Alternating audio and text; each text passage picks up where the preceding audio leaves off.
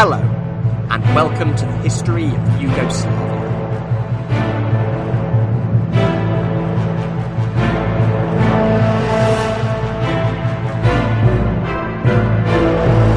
Episode 49.5, an interview with Stefan Bosanic.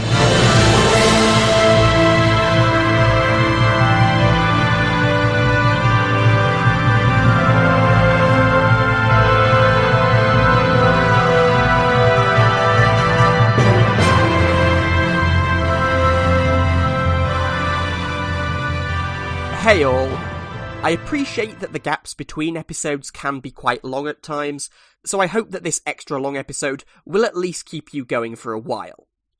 A few weeks ago, I did an interview with Stefan Bosanic, an online friend of mine whose research specialises in the history of the Chetniks, and as we've just reached Yugoslavia's entry into World War II in the narrative, I thought now might be a good time to have him on the show to chat about it. A couple of things I should note before we start. Firstly, I didn't have my main microphone when I did this, so I was recording on my end using my computer's inbuilt mic, which at times leaves me a bit quiet, so apologies about that. Additionally, particularly in the early parts of the recording, you may be able to hear Stefan's kids in the background a bit. Hopefully neither of these issues overly affect how interesting you find this episode. Finally, just so you know, this interview will inevitably cover parts of history, particularly in World War II, that we haven't covered yet in the narrative. And with that said, let's begin. Hello everyone, it's a pleasure to have with me today Stefan Bosanic.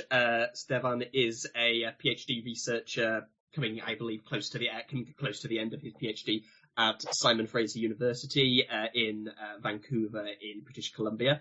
And the reason we have him here today is because his research focuses specifically on the Chetniks, this Serb nationalist, monarchist fighting force that we're going to encounter quite a lot of in the upcoming narrative of Yugoslavia in World War II. So I thought it would be a good time to have him on for a chat. First of all, Stefan, how are you? Thank you so much for coming on the show. Oh, thank you for having me. I'm doing quite well. It's a little rainy here today. Vancouver's holding up to its reputation, so yeah. Thanks for having me. It's very rainy out here in Norwich too, so at least we've got that much in common. First thing I really wanted to ask is how did you sort of get into this line of research? What made you want to do it? So that eagle-eared viewers may have noticed that your name suggests your family are indeed from the Balkans. So if you could give us a little bit of explanation for how you got into this research. Yeah, so in a lot of ways, I'm studying family history. My dad's family has been in Canada for over 100 years now, or just about 100 years. But my mom's side of the family, they're fairly new arrivals to Canada. And part of the reason for that is because my grandfather was actually part of the Dinara Chetniks in Dalmatia. He appears on the registry of the Dinara Chetniks, but he was an unofficial member. He never actually took part in the fighting, to my knowledge. He was a blacksmith and already had a family. And so the sort of Chetniks in the area around Knin, where my mom's family comes from, basically said, you know what, you have a family, you're a little bit older, but you have this skill, you have this trade. So can you fix up our guns and cannons and things like that? So he did. And as far as I know, his only sort of fighting experience came when one time he was testing out a cannon and aimed it at a mountain to avoid sort of, getting anybody with it. And it actually landed on an Italian camp and blew them up. So that's as far as I know, the only sort of combat experience that my grandfather had.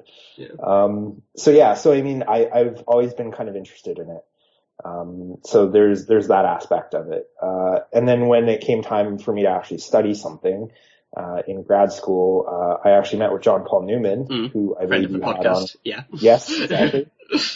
as we all should be friends of this podcast. Thank you. We'll get you some sponsorship deals with Adidas or something. Get you kitted out in some tracksuits.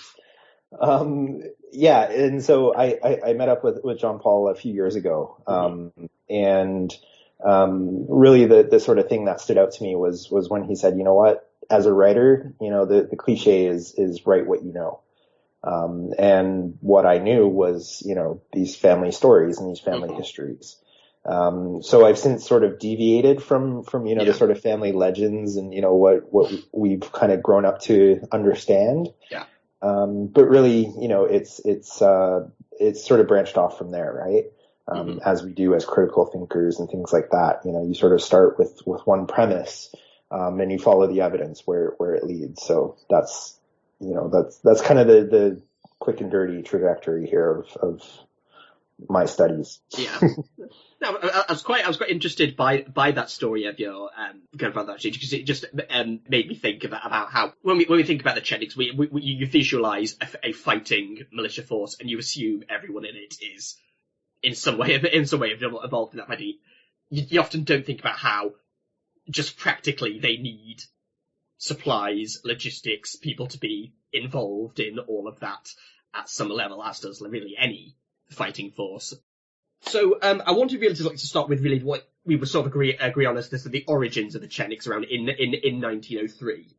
And I think we should set the scene. I think we're focusing specifically on Macedonia here, but really I think Macedonia is part of this longer, broader environment of what's left of the Ottoman Empire in Europe, really, stretching all the way from Sanjak through Albania and Kosovo, Macedonia, which in this context we mean both North and South Macedonia, and East and West. Yeah, East and West as well. Yes, all the way through to Thrace, which is all across is this very multi-ethnic, multi-religious area with Albanians, with ethnic Slavs, with ethnic Greeks, descendants of Turkish settlers. Did I miss any groups? Probably. Of course. I'm sure. Yeah. Well, and I think Thessalonica, the largest city in Macedonia, I think at this time would have still had certainly a plurality, if not a majority, Jewish population. Yeah. It's very clear that at this point in time the Ottoman Empire is declining, and that it's going to lose this territory probably sooner rather than later. And so we have all of these independent Balkan states, as well as movements wanting to create independent Balkan states like Serbia, Bulgaria, even Romania to an extent, Greece, Albanian and local Macedonian nationalist movements, who were all keen to essentially carve out as much as they can of this territory for themselves. And I think it's important to hear that the Chetniks, when they emerge, are not really unique. They're one of various different armed bands trying to carve out like part of this territory for themselves or for their country. But how do the Chetniks specifically emerge in this situation in the early 1900s? Sorry if that's a long-winded question. So you're absolutely right. They sort of arrive on the scene, and by this point, they're kind of late arrivals. There are local Macedonian groups. There are Bulgarian, supported by the Bulgarian state groups. There are groups supported by Greece. There are Ottoman supported, Bashi Bazuks. There are Albanians. So by this point, the Chetniks, the Serbian Chetniks, actually arrive quite late to the scene. And the first sort of modern organization emerges in 1903. But really, as you say, there are kind of longer projections here, because a lot of the Chetniks, and in fact even a lot of the other bands, are really taking up this sort of cultural tradition as well of fighting and resistance that, from the Serbian perspective, emerge out of the Haiduks.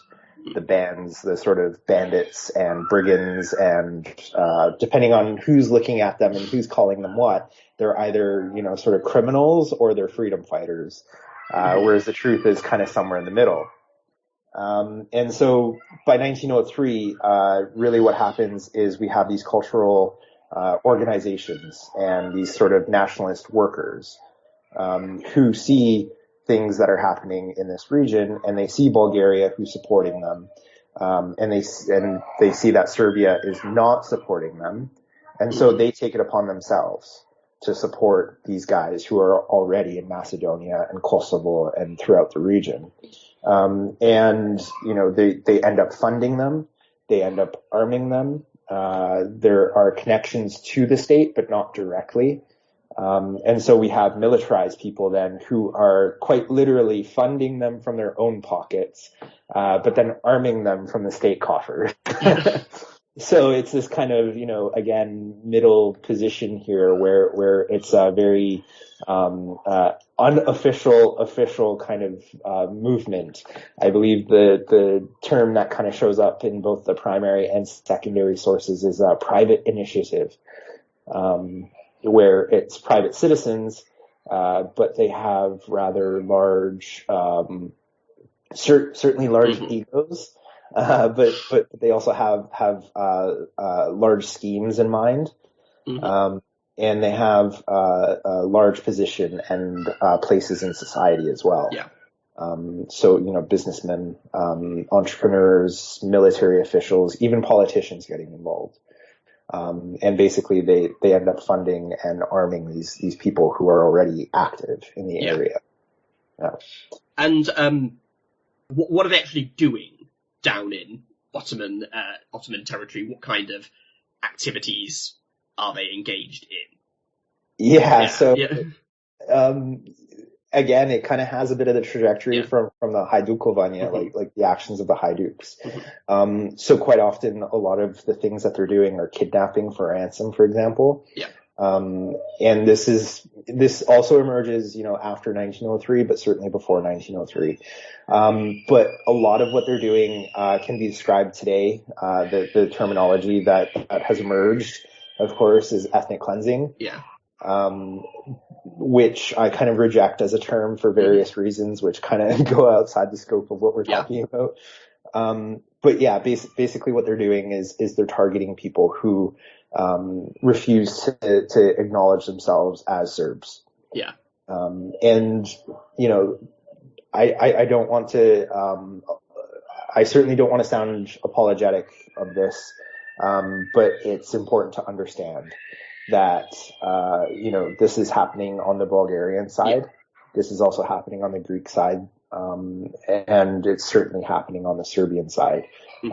So while people are looking at Bulgaria and Greece, I'm looking at Serbia, the Serbian side of things. And so they're quite literally going door to door and, more or less at gunpoint and saying, are you Serbian? What language do you speak? Yeah. And what religion are you? And if they say, I'm an exarchate, meaning I'm, part of the Bulgarian church, well, they're either going to convert or they're going to be killed or pushed out. So in a word, it can be summarized as ethnic cleansing, basically. Yeah, and I think it's important to stress that in this region, most people only have a very vague sense of their ethnic identity. There's a famous story that I think I mentioned in the narrative episodes when we covered the violence in Macedonia, of a British traveller going through Macedonia, and he comes to a village and asks, what ethnicity is this village? And he's told the answer he gets is Bulgarian, but we used to be Greek. He's confused by this. He said, what do you mean? Well, the Bulgarian government pays our priest more than the Greek government did, so we became Bulgarian. Exactly.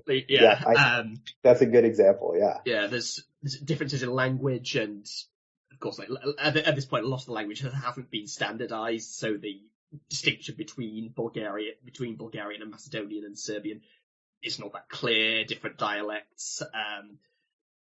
There's different churches, but also not all the churches give the services in the same languages as the congregations, and so on and so on. And And in between all this, there's also just the different states wanting strategically useful areas, because ultimately everyone wants Thessalonica, regardless of what their nationalist ideological claim to it is, because it's a huge, wealthy port more than anything else, and because it would give Serbia and Bulgaria access to the Aegean Sea and all of the trade there. So yeah, from on all sides, from the Serb and Greek and Bulgarian and other forces, it's a very cynical use of violence to essentially get to the end goal they want of carving out these areas to incorporate into these young Balkan states. Is that fair to say? Absolutely, and that's where the sort of private initiative becomes state sanctioned. So unofficially, we have the politicians and the military leaders and generals and colonels and things who were supporting these movements privately. It suddenly becomes part of state policy. And by 1904, the Serbian parliament, the Skupština, is actually voting to fund something like, I don't have the exact stats off the top of my head, but it's definitely over $1 million dinars per year, that they're offering to sort of put, on a year by year basis, and even putting aside on credit, to help support financially these groups and these people, in Macedonia.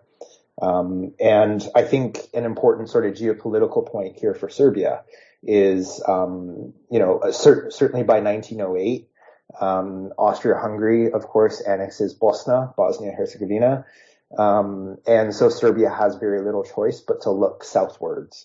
They can't look eastwards because Romania and Bulgaria exist. They can't look to the west because now, they want to avoid confrontation as much as possible with Austria-Hungary. So they have no choice now but to look south. So by 1908, things really kind of amp up in that regard with the state supporting the Chetniks in Macedonia.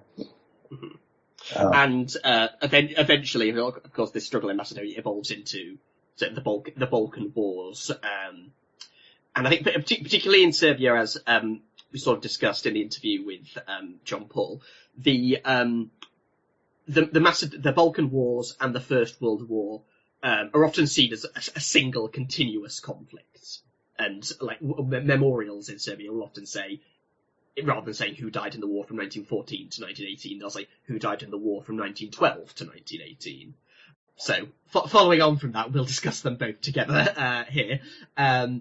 So what do the Chetniks? How do the Chetniks change as we move into this more conventional war in the 1910s? How much are they reeled back as Serbia now needs a formal, actual army rather than a guerrilla force, or are they how much are they still maintained as a behind the lines Plan B option? Yeah, so as far as I could tell, so the one thing that I sort of struggled with is trying to figure out what the difference is between like Chetovanje and Hajdukovanje, right? The act of being a Hajduk, a bandit, or a revolutionary, and the act of being a Chetnik. And the best that I could kind of come up with or, see according to the documents is the attachment to the state. Yeah. And the way that this sort of emerges by 1912, when the First Balkan War kicks off, is the Chetniks then are attached formally to the military, and they sort of act on the wings of the army units. Essentially, their goal is to prevent being outflanked from the Ottoman Empire, because that's who they're fighting against, and they're also supposed to be able to make the army move faster, because they are kind of like a light infantry, right? You can kind of think of it in those terms. And so they're supposed to make the army move faster. And in fact, I think it was in Pristina, if I'm not mistaken, it was actually the Chetniks who accepted the official capitulation of the city, or surrender, I should say, of the city. And several hours later, the army rolled in, and by then the Chetniks had already kind of subdued the village and, surrounding area and the city. And the military just kind of moved on because they had nothing to do.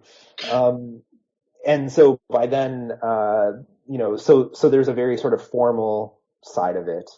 But then the other sort of informal side then, and I say informal rather loosely here, is they're still, practicing their sort of old Chetnik ways. So they are still practicing, ethnic cleansing. They are still sort of, enacting these genocidal policies, and still, targeting certain populations. And of course, these certain populations are people who do not identify themselves as Serbian and or Orthodox. Mm-hmm. So, certainly by the time you get into Kosovo and Macedonia, we're talking about Albanians, we're talking about Bosnian Muslims, we're talking about Turks as well, Turkish Muslims. But then also, fellow Orthodox. By 1913, Serbia is at war with Bulgaria. I'm just going to be, is it important to remember, not so much in Kosovo, but of course there are Orthodox Albanians as well. Exactly. Yeah. You're absolutely right to point that out too, because of course that segment, I think, of Albanian population in general, gets overlooked. Yeah. For sure. And by 1913 then they're targeting as well Bulgarians. And people who, as you say, they really don't know what they are or who they are, and don't care. Right? Like, let's be honest, not everyone, even today, not everyone really cares, are you this or that or the other. So they're really sort of impressing this idea of an ethnic identity on the region and on the people.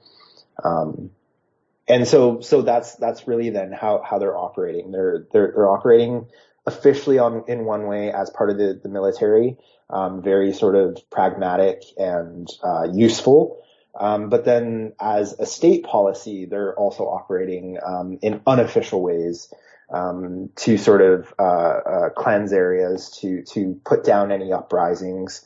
They're meant basically as like a gendarmerie or a police as well. And so they're also acting in unofficial ways as well. Yeah. And how does this change when we get into the First War, particularly after the conquest and occupation of Serbia and Montenegro by Central Powers forces in late 1915, early 1916? The army has now gone. They've fled to Corfu, but there are still Chetniks left in the occupied territory trying to do something, and eventually conducting a short-lived uprising in early 1917 that doesn't really go anywhere. How much broader significance is there to what they're trying to do in occupied Serbia? So in 1917 then is the Toplica uprising, and that again kind of emerges as this liminal space of official and unofficial policy, because Serbia, of course, wants to get back their territory. They are a part of the Allies, right? So they're also being supported by France by this point, and French soldiers are actually with them in I think as early as Corfu, if I'm not mistaken, but certainly by the time they arrive at Thessaloniki. And so they're part of the Allies. They're sort of emboldened by this as well, and they kind of develop this plan to stage an uprising.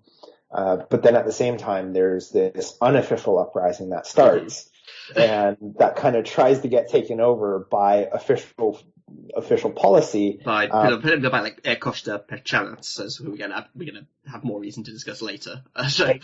Yeah. Yes. So exactly, and so that's why he's sent into Toplica, basically, is to try and take over this uprising that's already kind of stirring, and to lead it. To coincide with a Serbian invasion then of Serbia. But throughout this period, though, the Chetniks that stay behind, and there's even less of them than there was previously. So that's I think one thing to keep in mind. But they're still sort of operating in their traditional ways, right? Of sort of targeting populations and things like that. But what I find interesting in the biographies and memoirs and autobiographies that some of these guys have written is they kind of gloss over the First World War. They kind of jump from 1912 to 1913, and certainly they talk about the 1903 to 1912 period.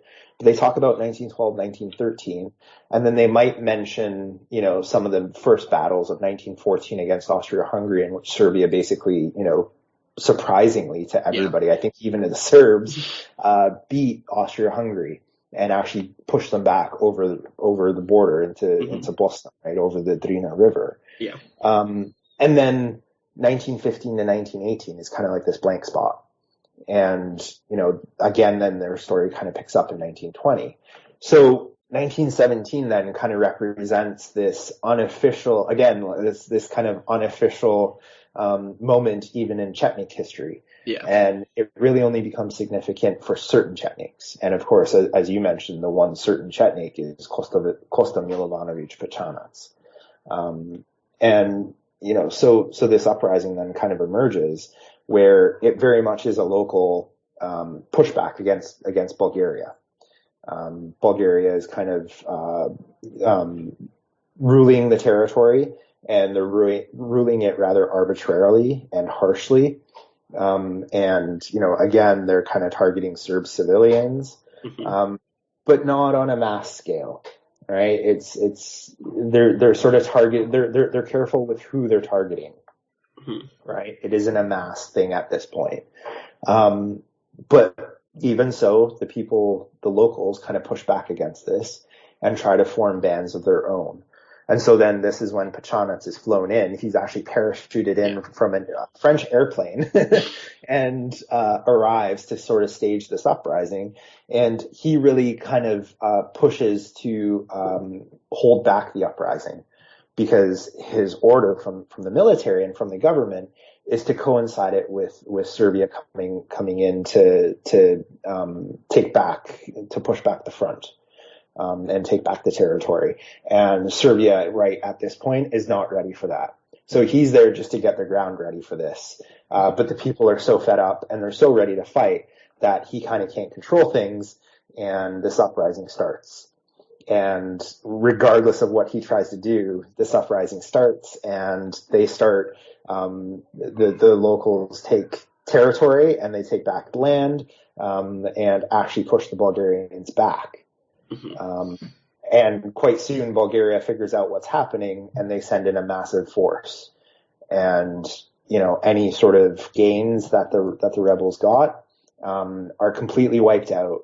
And that then, from about 1918 or so, from about mid 1917 into 1918, Bulgaria is really kind of targeting Serb civilians, and enacting reprisals. And this then is really the moment where Bulgarian policy really starts to become genocidal and really targeting like anyone, regardless of age or sex or even guilt. Sex, gender, none of that matters. They're going after everybody. And a lot of the sort of, I don't want to kind of go into details just because they are kind of gory, but anything that you do sort of read from this period, it really emerges that, they are going after children as well. And not just of the Chetnik leaders' children, they're going after everybody in the villages and things. And so then because of this, then, so because of this, then Toplica kind of becomes, this sort of signifier then of what rebellion can turn into, right? And it's this crushing defeat and reprisal.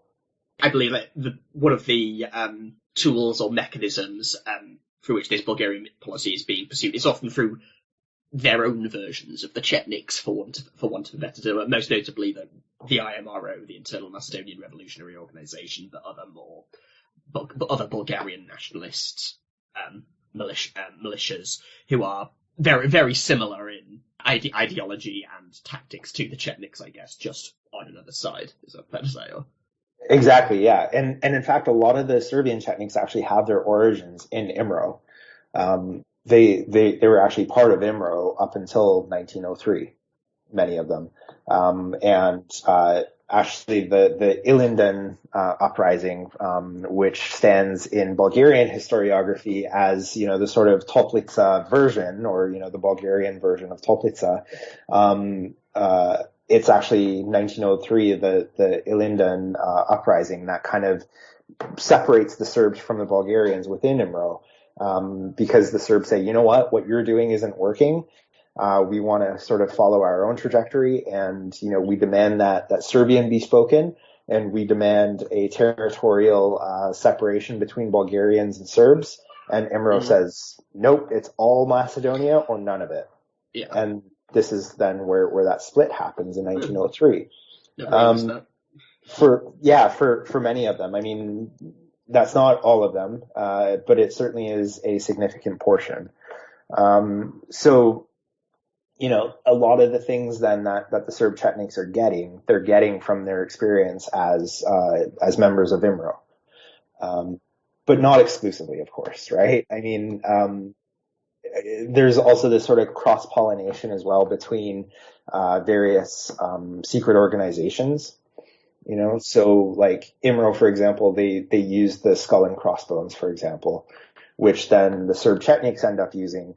But at the same time, the skull and crossbones also comes from some of the other traditions of skull and crossbones and guns and knives and slogans like freedom or death. They're also coming out of other organizations at about the same time. So like the Masons, for example, and the Carbonari in Italy. And, so they're kind of pulling all these different things together to kind of make either their own Bulgarian version or their own Serbian or Greek version, right? Yeah. So I mean, 1917 then kind of becomes this tradition as well, and this myth, and gets built up. Yeah, and I believe that there is a long tradition of this cross-pollination. Like, I believe I certainly said this in the narrative. I hope it's true. Going back to Karageorge himself was a sworn up member of the. I'm going to butcher the Ethniki Hyperia, the Greek nationalist group. Yeah. Yeah, exactly. In the early 19th century. Yeah. Exactly. And, and so there's also, the various rumors and stories as well of, insert famous, Serb nationalist being part of the Masons or being part of, whatever else, right? Like having links to the Carbonari in Italy and, stuff like that. So, but you're certainly right too about Karageorge, of having that link as well. And I think the kind of common denominator, even, what drew Serbs, say, for example, to IMRO, is this really, big desire to kind of have their own homeland. It's not necessarily the destruction of the Ottoman Empire per se, but it certainly is a carving out of their own territory, be it Serb or Bulgarian or even, a Balkan federation. That gets talked about a lot too. And for IMRO's perspective, this is actually what separates them, is, do we attach Macedonia to Bulgaria, or do we want a Macedonia for the Macedonians? And from the Bulgarian perspective, that splits IMRO down two lines basically, and, which one do we want? So I mean, there's a lot of kind of moving parts here. It's quite complex and contradictory. And even a lot of kind of things that you wouldn't necessarily expect kind of emerge too. Like, sort of Albanians working with Serbs or Serbs working with Bulgarians and, things like that. So. Okay, let's move ahead to 1918, to the end of the war. This state, the kingdom of Serbs, Croats, and Slovenes now exists quite unexpectedly. No one was really planning for, anticipating this, it came together quite quickly in 1918. And suddenly, I guess, like the Chetniks, for the first time in 15 years, I guess, in theory, have no one to fight. So what do they do? As I understand it, they form themselves into veterans groups, essentially. Yeah, and I exactly. believe a lot of them are given like sort of land as a reward in the areas captured in the Balkan Wars in Kosovo, Sanjak, and Macedonia. Exactly. Yeah. So, I mean, yes, they unofficially have, or sorry, they officially have no one left to fight. But in a lot of ways, they're still continuing on, in sort of targeting populations, throughout that region of Kosovo and Metohija, of Sanjak, and of Macedonia. And so, yeah, so I mean, through these veteran organizations, then they have a very sort of political role, and a very social role in that they're trying to get rights, so they can be seen within the sort of wider European veteran phenomenon, of actually petitioning the state to try and get rights, to get benefits, to be recognized as veterans, because of course the state doesn't want to recognize them for various reasons, not least of which is because they're basically irregulars. But also because the state wants to kind of distance themselves from them as well. And also I would guess just money. More veterans means more people you have to pay. True, exactly. Yeah, exactly. So there are political reasons, there are economic reasons, and social reasons as well. So the veterans groups have a very sort of social focus, and I think that kind of gets overlooked quite a bit in the narrative. But at the same time, the reason why it gets overlooked is because the political side of it is so depressing. It's so violent. Yeah. And so what ends up happening then is, because the war, there is no war, the war ends.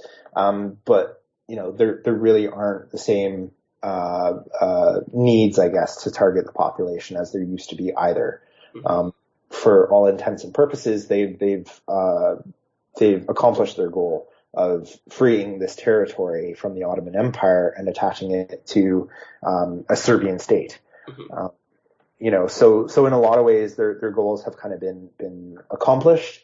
And so then with these veterans organizations, then they kind of look elsewhere.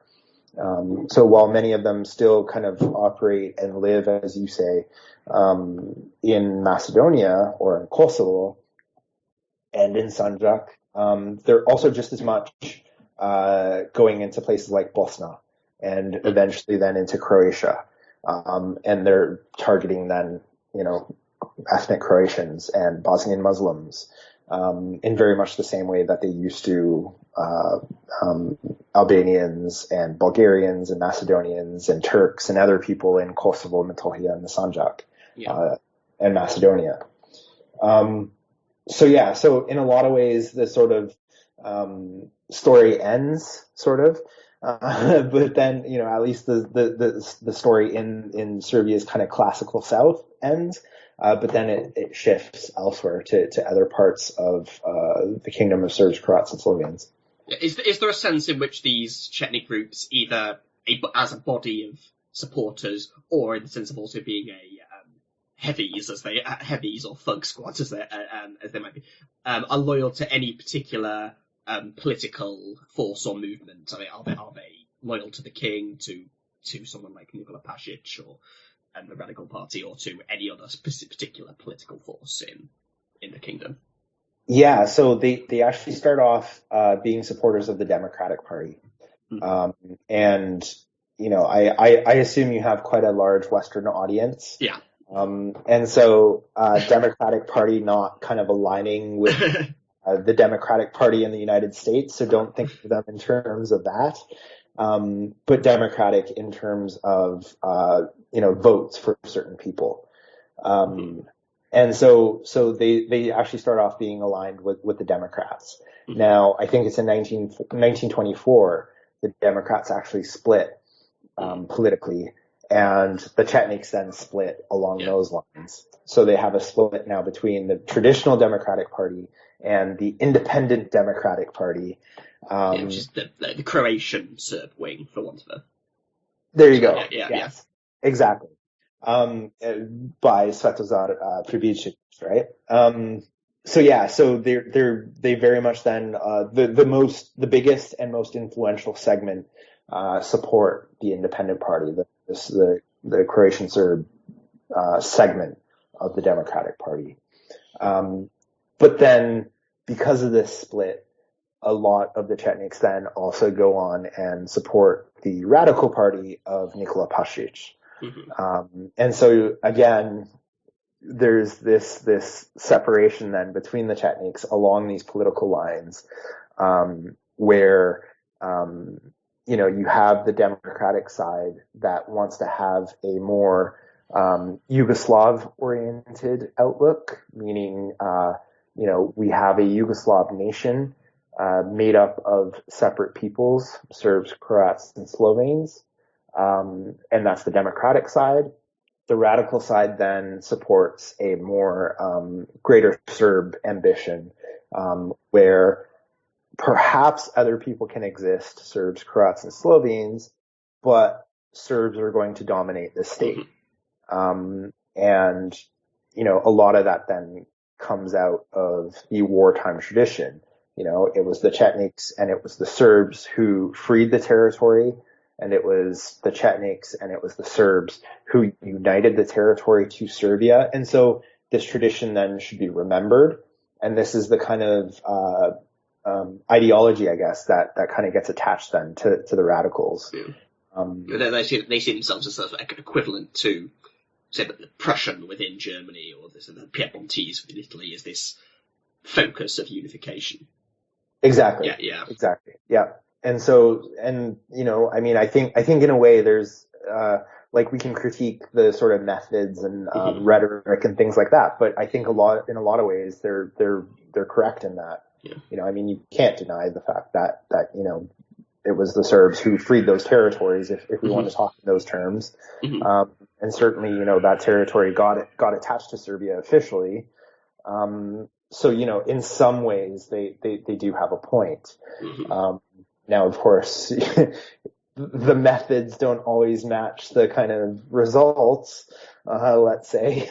And, the sort of extreme violence with which these things occurred, certainly, didn't necessarily need to happen in order for these territories to be attached. So there's this kind of, separation then within, Serbian politics and within the Chetnik movement. So you mentioned about the Chetniks splitting along the lines of the Democrats, some continuing to support, the Independent Democrats, and, some moving to the Radical Party, which I think are initially in the mid-1920s mostly aligned with each other. But then, of course, in 27, Pribicevic shifts his allegiances, creates an alliance with Stjepan Radic and the Croatian Peasant Party. How do the Chetnik groups who had supported him respond to that? Do they go along with it, or do some of them see this as a betrayal? So some do, but again, it's a small segment. Okay. So there aren't a whole lot that do support this. Okay. But for the most part, a lot of them, kind of see it as a betrayal. Now, at the same time though, the Chetniks also end up seeing themselves as opposition then to the state as well. And so they actually do support Pribicevic in that regard, because they see themselves in opposition to the state, because the state moves away from the sort of tradition, or seeing the Chetniks as part of this, sort of, freedom and uniting tradition. And so necessarily then that's in opposition to their narrative. And in a way it sort of pushes the Chetniks away, as much as it does pull them away. And so, again, it's a kind of divided movement. Yeah. you have many who still continue to support Privichevich, but then at the same time, you have many who kind of see this as a betrayal as well, and break off and create their own groups and segments of Chetnik associations and things like that too.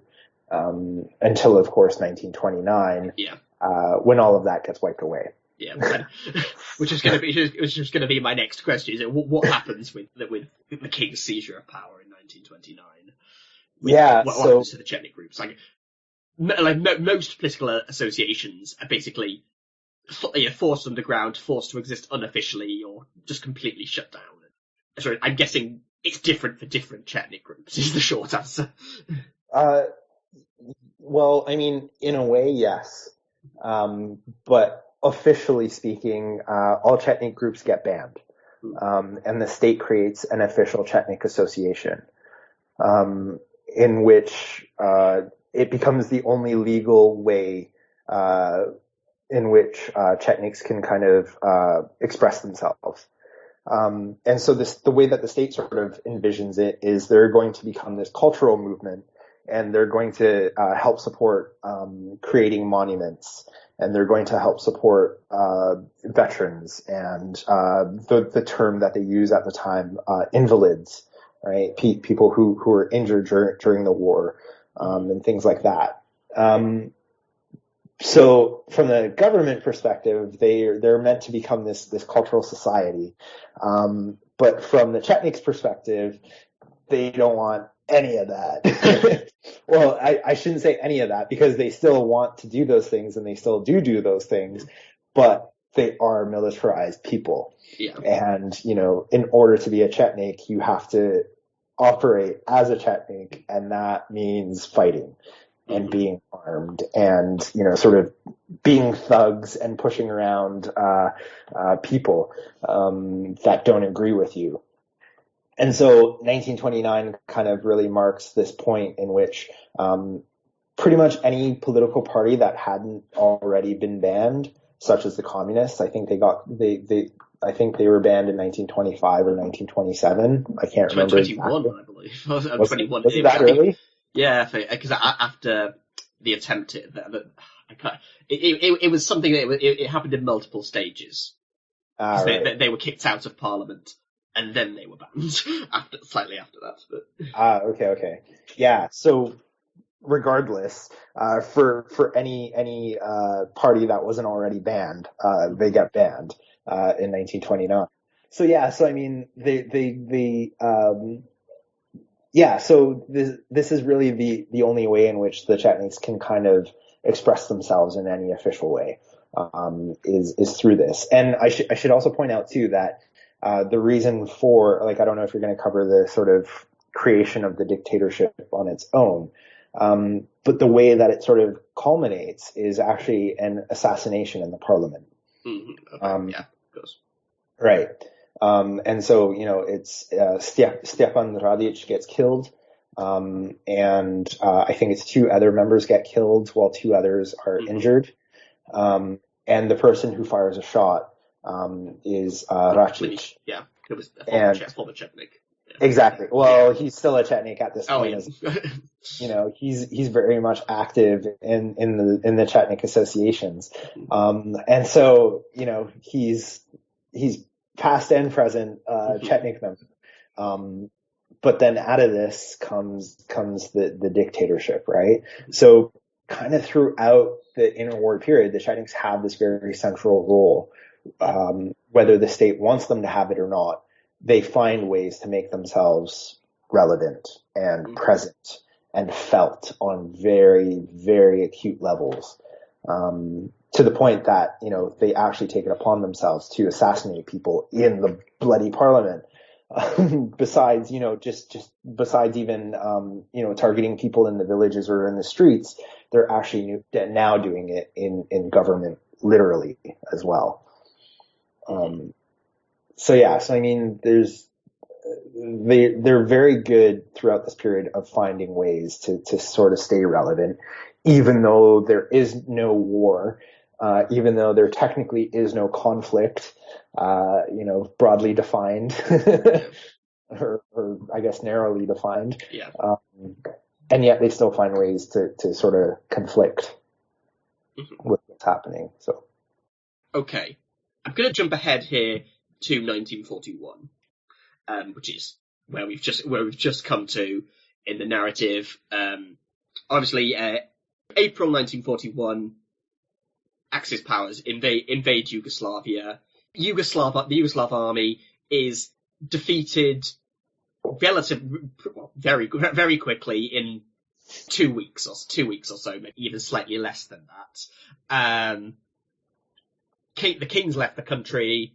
Prince Paul has been deposed a week or two earlier and left the country. There's no longer much organised military resistance. So how does this situation lead to the creation of the most famous or infamous Chetniks, depending on your point of view, the World War II Chetniks?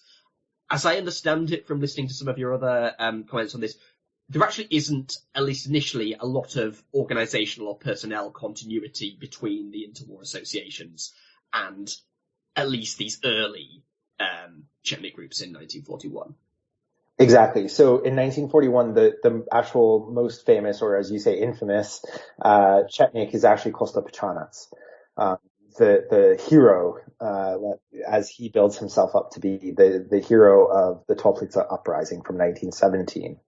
And, he throughout the interwar period kind of builds himself up, and other people kind of build him up as this war hero, for having led this uprising, and, this myth then that kind of emerges. And so in 1941, he's the most famous Chetnik. And he's the president of the Chetnik Association, in 1941, I think from 1934 to 1941, if I remember correctly. Again, I don't have my Wikipedia in front of me for chronology. Little tidbit there about us historians. We're chronology and memory. What do you mean? History is just about learning dates. That's all we know. Exactly, right? What year was Waterloo? Right, yeah. So 1980s, I presume, after ABBA won Eurovision. The only Waterloo that matters. I just attended all of Waterloo, Ontario. Yeah, so in 1941 then, Pechanac is the most famous Chetnik. And basically what he quickly decides is, you know what, I'm not fighting. I am going to collaborate, and sends out a message to all Serbs, Croats, and Slovenes to join him in uniting under his banner. And they're still going to maintain a military identity, but they're not going to be a resistance movement, at least not a resistance to the Axis. So that's kind of where the old Chetnik tradition ends in a lot of ways, is with him and his collaboration. Keep in mind, he's like in his 60s at this point too. So, he's old and grizzled. He's seen and he's done a lot of things by this point. So in a lot of ways, I can kind of understand where he's coming from, regardless of sort of any ideological similarities he may have with the Nazis, which I don't think he really does. Not with the Nazis, maybe more so with the Italians, with fascism than Nazism. But regardless of any sort of ideological affinity, he you can kind of understand on a certain level where he's coming from. Does he sort of end up closely aligned with the Nedic government, with this Serbian collaborationist regime? Exactly. Him with Nedic, and then along with Jotic as well, which is another one of the collaborationist wings, which has far more affinity with fascism than what even Pechanac does, on a sort of ideological level. If we want to talk about actions, then certainly Pechanac falls under the fascist wing.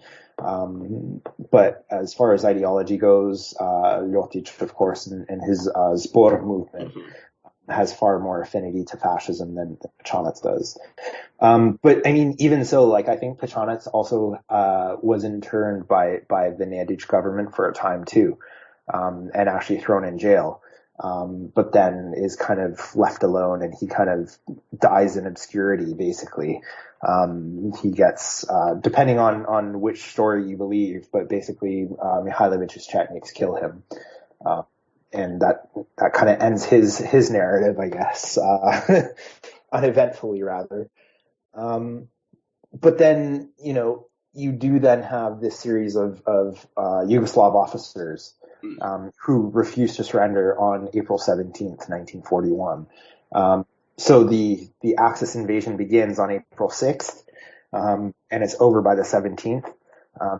Officially, at least, I think I have some records of actual surrenders occurring at least on the 18th, if not the 19th. But the official end of Yugoslavia's war is April 17th. But you still have these officers who refuse to surrender, and they're located mostly in northern Bosnia, and they become led by a colonel named Dragoljub Draža Mihailović. Note the spelling on Mihailović, no J in the name. To go back to our pre-podcast discussion. And they essentially become this resistance movement against the Axis, at least to start the war.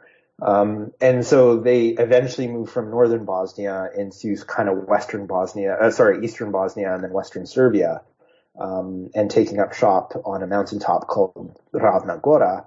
And so actually in my dissertation, I call them the Ravna Gora movement, to kind of separate them from a few different elements of that time, because they still kind of maintain this professional military outlook. As much as their tactics and operations are guerrilla-based, Mihailović still maintains that they are, in fact, a professional army and a continuation of the Yugoslav army. And they actually get recognized as such as well by the government and by the Allies as the official Yugoslav government. And so the army itself becomes known as the Yugoslav Army in the Fatherland. And so there's that continuation then from the interwar period from 1941 and all the way up until 1945, 1946, when they're ultimately defeated. So in that regard, there really is no connection to the interwar and pre-war Chetniks, because they are army officers. Now, they're also not the only resistance that emerges. Regardless of the partisans, there are other military officers that take up resistance in Montenegro, for example, and they actually collaborate for a time with the communists. But they're still army officers, but they're operating again on guerrilla terms. But then in Dalmatia, you have this movement that's emerging on a very local level, very similar to what we saw in Toplica in 1917, where it's this kind of grassroots movement, and they're really rebelling against the atrocities and the genocide that the independent state of Croatia is enacting against the Serbs in the Croatian state. So it's a very kind of natural process in a way. And even there you have, these sort of nationalists and these communist-leaning people, and they're operating together to kind of fight against and resist the NDH, the independent state of Croatia. And so one of the interwar Chetniks from the interwar Chetnik Association, he moves from Montenegro when the uprising starts. He kind of buggers off to split in Dalmatia. And then this is then when Dalmatia kind of kicks off late 1941 and early 1942 to resist the NDH. And his name is Ilya Trifunović Birčanin, and he was also one of the pre-war or interwar presidents of the Chetnik Association before Kachanac. So in a way, then he also represents this continuity, and he takes the Dalmatian rebellion really under his wing, and the Chetniks who are in Dalmatia see him as well as their nominal leader, He doesn't do much fighting. He's also quite old. I think he's even older than Pachanath, if I'm not mistaken. And so he doesn't really do a whole lot of fighting. I think he kind of sits at the kafana and split. And the guys from Kaneen and whatever, they come to him, rather than him really going anywhere, even though he keeps saying, yeah, I'm going to come see you guys. He never really leaves. But he also represents this kind of continuity then from the interwar period. But really what I kind of want to stress here is that at least in 1941, those are three separate kind of movements that are happening.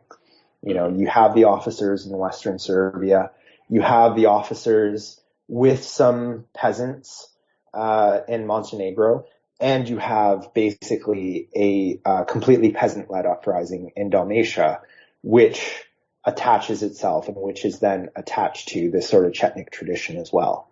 So it's really kind of three different things happening on this regional level. Yeah. As well as Pachanath, who is also attaching himself to the Chetnik tradition as well. Though I just wanted to go back a moment, because you mentioned Darjan Mihailovich, and he's someone who we haven't really mentioned at all on the Narrative podcast so far. Part of the way I ended in 1941 is in the late 1930s and then 40 and 41, a lot of the previous generation of Yugoslav politicians die off. Privicevic, Korashevs, Davidovic, most of the previous generation of Yugoslav politicians, people like Mehmet Spaho, who have a continuity with the pre-World War I politics. A lot of them are disappearing from the stage, and I guess there is an expectation that there's a new generation of the successors, people like Milan Grolls, people like Ivan Shubasic, will be the dominant figures in the next generation of Yugoslav politics, but of course they're largely going to be swept aside by events. The big players of the 1940s are going to be Ante Pavelic, who we have heard of, although he was an MP, he's still been a relatively obscure figure through most of the interwar period. Obviously, Josip Tito has been a relatively obscure figure through most of the interwar period, and but we have actually mentioned those, at least in the podcast. They've had a reason to come up. Mihailovich seems to come out of nowhere almost as a nobody in 1941, so I'm wondering if you could just give a bit of his background. Yeah, in the grand scheme of things, he really was a nobody. He like I said, in 1941, he was a colonel, so not overly high ranking. He was a fairly high ranking, but he's not a general. He fought in the Balkan Wars. I think he was, if I'm not mistaken, I think he was 19 when the first Balkan War started, and basically interrupted his military training. So he really got his military training by fire. In 1912, 1913, he fights in the First World War and retreats to Salonika with the rest of the army. And he's decorated. He receives a few awards and citations and things like that for his actions of bravery and things. But he's also reprimanded as well throughout his career.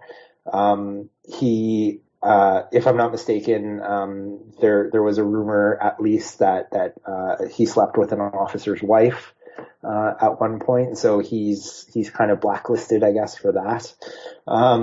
He also writes a pamphlet in the 1930s in which he argues that the state isn't doing enough, that they're not paying enough attention to guerrilla warfare, and that they need to pay more attention, and kind of outlines his program for how the state should conduct guerrilla warfare and incorporate it into its military policy.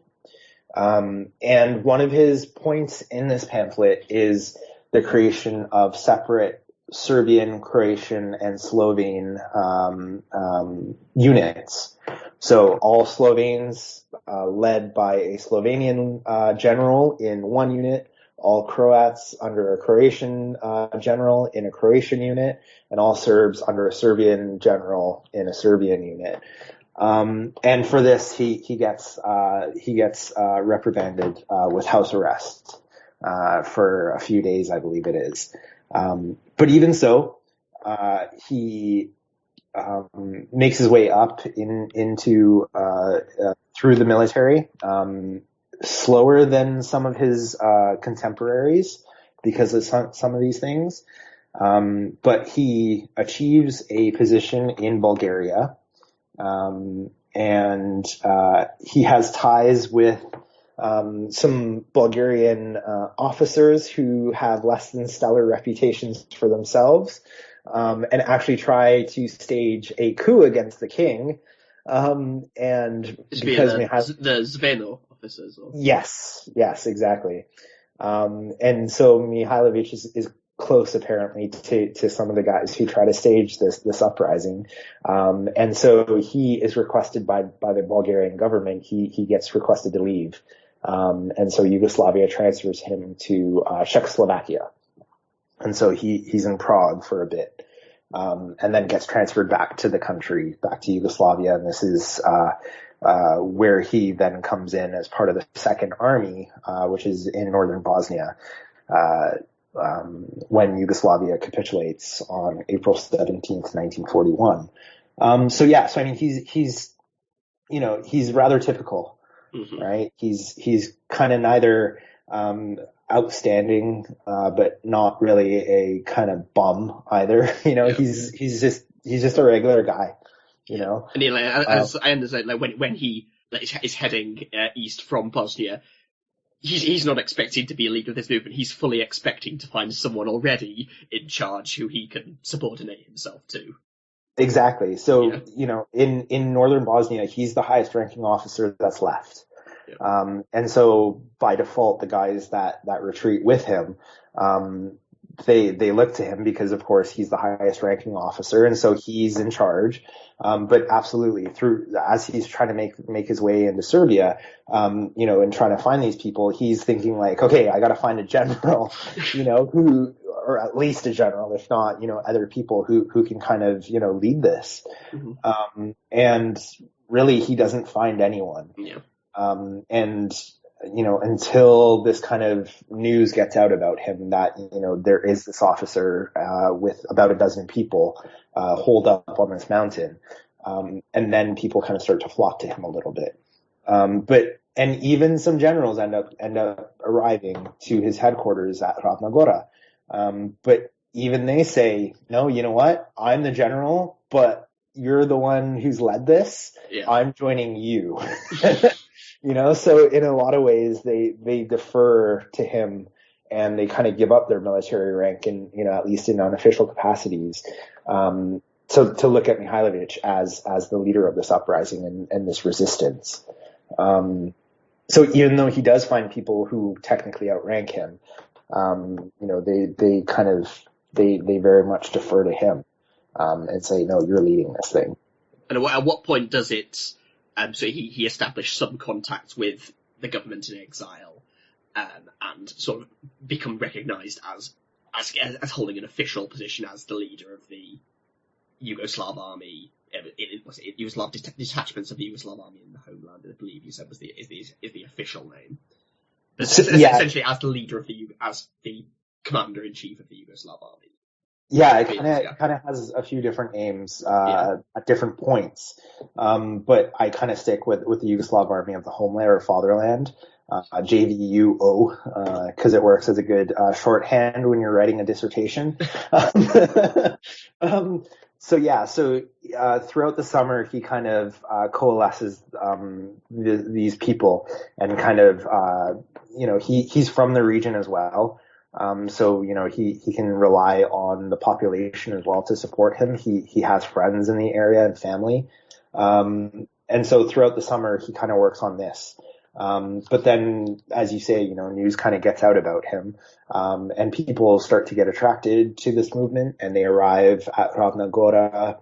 And news eventually makes its way out of Yugoslavia. And I think it's in about October, if I'm not mistaken, that he first makes radio contact with the Yugoslav government in exile, which is in exile in London, or eventually in London. I don't know if they're actually in London by the time he makes contact. It might be in Cairo. But regardless, he makes contact with them. And so from that point then, Slobodan Jovanovic, who is the prime minister of Yugoslavia at this point, really sees Mihailovic as being the sort of representative of the Yugoslav state in Yugoslavia. And so makes him a member of the cabinet, and puts him in charge of the military, makes him the commander-in-chief of all Yugoslav forces, and makes him the minister of war. So Jovanovic represents Mihailovic in London, and Mihailovic essentially represents the government in Yugoslavia. So, again, then we have this kind of irregular movement, trying to be something that's professional and trying to portray this continuity with the Yugoslav army and the Yugoslav government, when really everything is out of context. The historian Stevan Pavlovic had a great article called Out of Context about the Yugoslav government. But really the entire situation is out of context. Everyone is kind of everywhere and nobody knows what they're doing and kind of making it up as they go along. And Mihailovic probably most of all, as a representative, as a minister, as, this colonel acting as a general. And in 1942, he actually becomes promoted as a general, right around the same time that he becomes, minister of war and, commander in chief. So very quickly, receives these promotions. Yeah. Okay. And I think the usual sort of summary narrative of the Chetniks is that they're often seen as starting as a resistance movement and drifting further and further into collaboration as the war goes on. As I understand it from what you've said as well, that's true in a very general sense, but it's quite a bit more multifaceted than that. There are some groups which start out as collaborationists. There are some groups which stay resistance for for a very long time, if not to the end. And there's a lot of variation among different regional groups, particularly among, like as you mentioned, these groups in Montenegro and in Dalmatia, which are not directly under Mihailovic's command, even if they do somewhat recognize him as his preeminence, as it were. Yeah, so eventually they do recognize him, and vice versa. He makes them members of the Yugoslav army in the fatherland. So if we want to accept Mihailovic at his word that he is the legitimate representative of the Yugoslav army and the Yugoslav government, then these detachments in Dalmatia and Montenegro very much are official military members of subordinate to Mihailovic. So on one level, they are official. But on another level, they're also kind of playing this double game, between the Italians and the Germans, on one hand and Mihailovic on the other. And so I think an important thing to keep in mind is that Mihailovic never actually signs anything with either the Germans or the Italians. Okay. He very much keeps a distance, from these things. And it's actually his subordinate officers who go and sign these deals. And many of them do it on their own, without any connection at all to Mihailovic. And he doesn't like this. He doesn't like it for various reasons. For one reason, because he's their leader and they didn't consult him, so they're breaking rank. So there's that military component. He also doesn't like it because he's worried that it will tarnish their reputation. And he also doesn't like it because that means then that they can't fight the Germans when it comes time to fight the Germans, potentially. So his officers are really the ones who sign these deals. Now, at some point, Mihailovic accepts these agreements between his officers and the Germans. Whether he likes it or not, he accepts it. And there is something to be said for his acceptance of it, right? They certainly are getting guarantees. They're not being attacked by the Germans, and in turn they're not attacking the Germans, but they're still getting supplies and things like that. And so they're able then to focus on this other resistance movement called the Partisans, who, of course, as you mentioned, is led by Josip Broz Tito, and which I'm assuming will be its own show, its own episode, or several perhaps. Well, I don't know. Never heard of him too much after this. Wonder what he did after the war. Where is he today? I wonder. Yeah, so they're able then basically to use these German supplies on the Partisans, because the Mihailovich increasingly sees the Partisans as the bigger threat, the bigger immediate threat than the Germans. Because in his area, it's the Germans that he's contending with, not with the Italians. Now, in other places, like in Montenegro, they're dealing with the Italians and not the Germans. And so really what they do is they enter agreements with the Italians in much the same way and for much the same reason as Mihailovich's officers in Serbia and Bosnia. And the reason for that, again, is to basically prevent the Partisans from taking hold in Montenegro. Now, by about 1942, the Partisans are completely wiped out of Montenegro. They're basically non-existent. And the reason for that is a few things. One is the Chetniks in Montenegro ended up fighting so well that the Partisans couldn't handle it. The second thing is that the Chetniks had the support of the Italians, and so they were getting supplies, as well as helping them in maneuvers and operations and things like that. But the other thing is the Partisans screw up, and what they do is they basically target what they call class enemies, and they go after wealthy peasants and landowners. They go after people suspected of being Chetniks, but they also go after neighbors, right? People who maybe wronged them in the past on a local level, and sort of arbitrarily target these people. And the people in Montenegro kind of see this, as now, the exact same thing that the Ustaša are doing in independent Croatia, and the exact same thing that the Germans are doing in Serbia. They see the communists doing in Montenegro. And these leftist errors, as they become called in the communist historiography, really discredit the Partisans in Montenegro, and they don't really get a hold again in the country until about 1944 and 1945. And even into the 1950s, they're still putting out fires in Montenegro because of this from 1941. But then in Dalmatia, you have another situation altogether, where the collaboration very much, the relationships with the Italians exist prior to the war even. And so there are rumors even of the Dinara Chetnik leader, Momcilo Đujić, being an Italian spy, for example, in the interwar period. He is dubbed by the Yugoslav government as a left-wing agitator. He's a priest, so they call him the left-wing priest, I believe is the term that they use.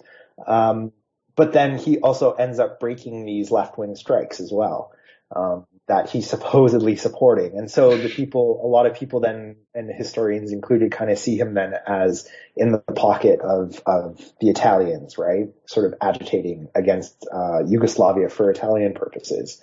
So people like him, people like Biračanin and Dobrosav Jevđević, who's another important figure in Dalmatia and Herzegovina, they have a lot of relationships going back to the interwar period. So in a lot of ways, then the collaboration that emerges in Dalmatia really was kind of like a natural progression.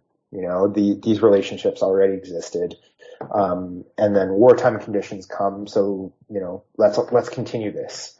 this relationship that we already have, and now let's formalize it and sign deals, So, the Serbs get supplies and food and things like that. And in turn, the Italians leave them alone and they don't fight the Italians. And instead, they can target the partisans and they can target the NDH, the independent state of Croatia, because, of course, Italy has its own interests in the region and they want to keep the NDH weak and not so strong in the area. So Italy kind of harnesses the Chetniks against the NDH to keep them kind of occupied so that Italy can kind of do their own things as well. So these kind of relationships of convenience then become formalized in the various parts of Yugoslavia, whether it's in Bosna, whether it's in Serbia, whether it's in Crna Gora and Montenegro or in Dalmatia. All throughout, they become formalized. These kind of handshake and oral agreements become, put down on paper and actually signed. I'm going to make a point and a question. Firstly, I think something that's definitely coming through here, which I think a lot of people, when they think about Second World War, underestimate, is that although the Axis powers, the Axis states, are allied and they are cooperating against both the Allies in the West and against the Soviet Union in the East, that doesn't necessarily mean that they are all on the same page and all have the same interests. What Hitler wants isn't necessarily what Mussolini wants, which isn't necessarily what Ante Pavelic wants. I guess you could also say which isn't necessarily what Miklos Horthy wants. And there is, although they're not going to fight each other, they are trying to take each or always look for a point where they can get an advantage over the other, and there isn't a unity of purpose to this occupation of Yugoslavia by various different forces. And the question I was going to follow this up with, though, is you mentioned that Mihailovich quickly starts to see Tito and the partisans as the greater threat, to the point where he thinks, okay, we can't fight the Germans right now. Is there a particular reason for that? Is it because the level of a conservative anti-communist instinct is still that strong, or is there another reason behind this? Or yeah, I think it's hard to pinpoint one specific reason because there are several, and they all kind of play their own roles. So certainly there is the anti-communist sentiment, which emerges from the interwar period. As you said, with the Communist Party being banned in 19 whatever it was. So there is a lot of that. Especially, Mihailovich, a lot of people paint Mihailovich as being conservative, and certainly I don't want to minimize that. But at the same time, I also want to highlight just how, I guess in a way, even progressive he could have been, in his thinking, and quite open-minded within his conservatism. So, he still remained though an anti-communist regardless. But at the same time, in the context of the war, you have the Germans who are enacting reprisals. So anytime that a resistance movement, be it the Chetniks in the early days or be it the partisans and the communists in the early days and throughout the war, carry out these movements against against the Germans, the Germans then are enacting these reprisals and on mass scales. And so they're targeting, 50 to 100 people for every German, whether it's soldier, it's 50 people, whether it's an officer, it's 100 people, and shooting them. And so you have in Kragujevac, for example, where, an entire generation of young men gets shot, as an answer to the uprising between the Chetniks and the partisans. And so Mihailovich sees this and says, you know what, this isn't worth it. We're not going to risk Serbian lives because I've seen what happens, right? He still has this memory from 1917 when the Bulgarians did the exact same thing. And, Serbian men losing something like 50% of the male population from the First World War. And I think it's like 40% of the overall population or something like that, of Serbian society, gone just like that. So Mihailovic sees that as well. So it's memories of 1917, it's memories of the interwar period and what the communists were capable of then and what they stood for then. And at the same time, we can't discount the presence of the partisans themselves, right? They kind of start off, and you see in the government documents, the government in exile documents, they kind of dismiss this movement that's emerging of these communists. They kind of call them bandits, and they call them they're quite disparaging in the terminology that they use, without actually calling them slurs or swear words or something. But they are rather dismissive. Whereas I think Mihailovic on the ground, he met with Tito a couple times, and other partisans, and I think he recognized just how organized they are, and how organized they could become, mm-hmm. and how much of a threat they could become. Yeah. And so I think it's a few of these kind of things that are working within Mihailovic's kind of mind, that are preventing him from actually fighting the Germans head on and uniting with the partisans at the same time. So to say it's one specific thing, it's kind of difficult, I think. Taking a bit of a tangent off that, what do and I assume this is probably different for different groups. What do the Chetniks want? What is their vision of? Obviously, they want to drive out the Germans at some point. Get rid of the partisans, drive out the Germans, get rid of the Italians and Ustasha too. But what do they want to create after that? Okay, I guess nominally it could be restore the Yugoslav kingdom, but I guess for many of them, they want more changes than that. Yeah, so you're absolutely right. And so I actually look at the Chetniks on a regional basis. Mm-hmm. And, say for example, in Dalmatia, right, you have Ilya Brichanin up until his death in 1943.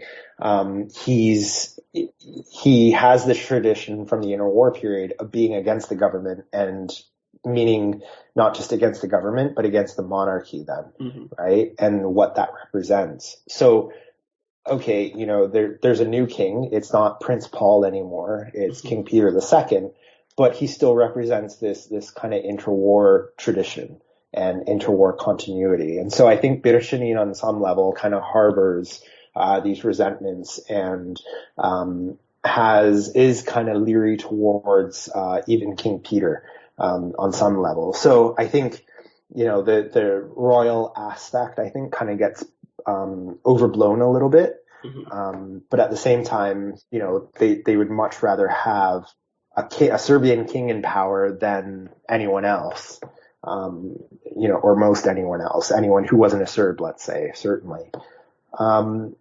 So beyond that, one of the key documents I use to sort of show, Chetnik goals and even the genocidal policies of the Chetniks is a document that Mihailovic writes in December 1941 to Pavle Đurišić, who is in Montenegro. He's the commander of the Lim Sanjak Chetnik detachment in Montenegro and the Sanjak. And basically he says, our goal is to unite Montenegro and Serbia, right? We need to cleanse the area between Montenegro and Serbia, meaning eastern Montenegro and southwestern Serbia, and this pocket called the Sanjak. And when he says cleanse, he means get rid of Muslims in the area, both Bosnian Muslims as well as Albanian Muslims and Turkish Muslims and any other ethnic group who might identify as Muslim, as both an ethnic identity and a religious identity, as well as any non-Serb or non-Montenegrin individuals in that area, beyond Muslims.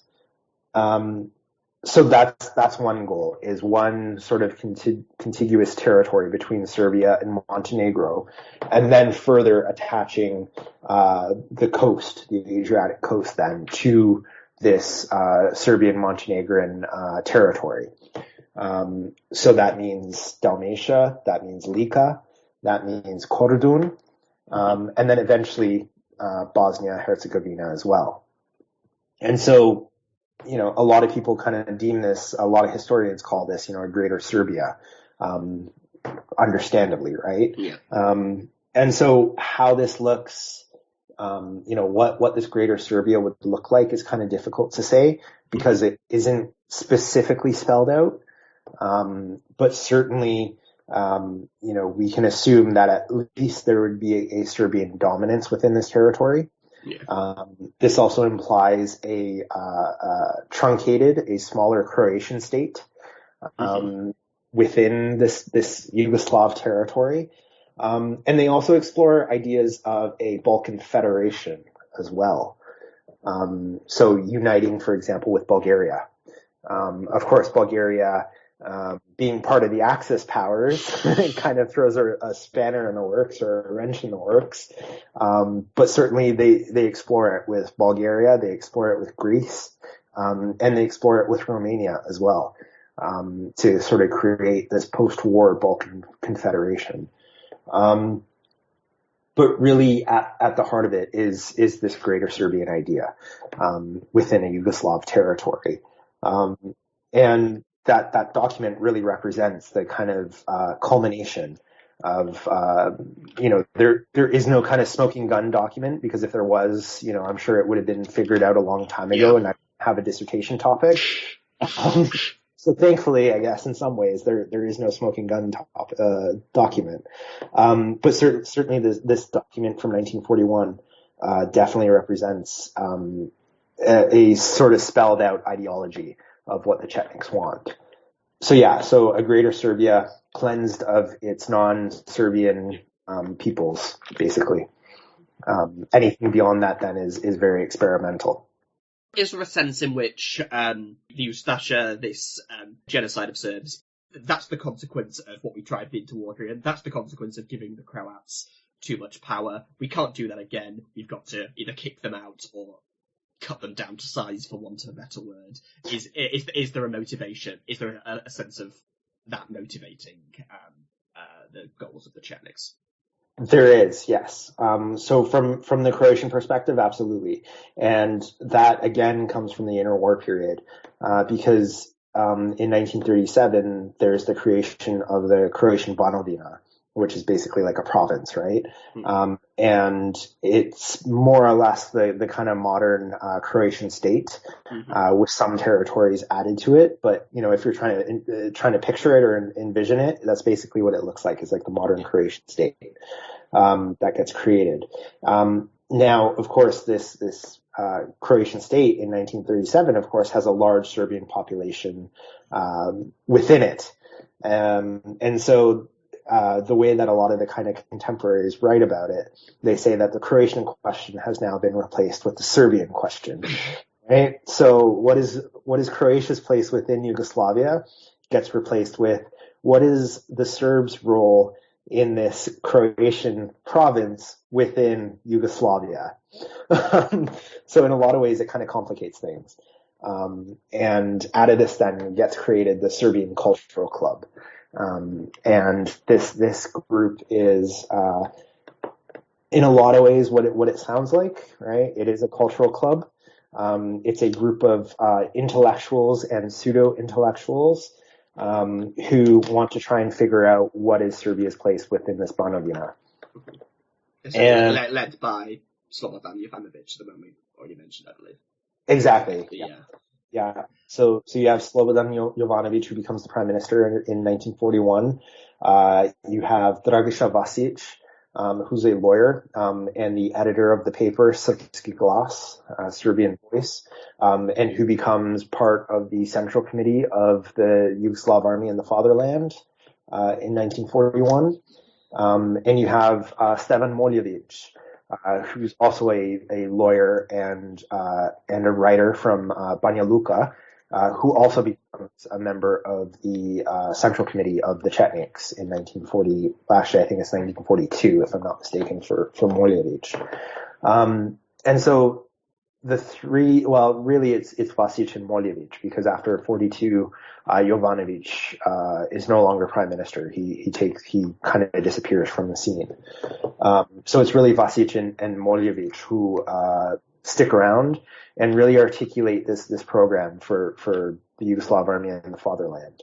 And it's actually Stevan Molyevich who writes this document called homogeneous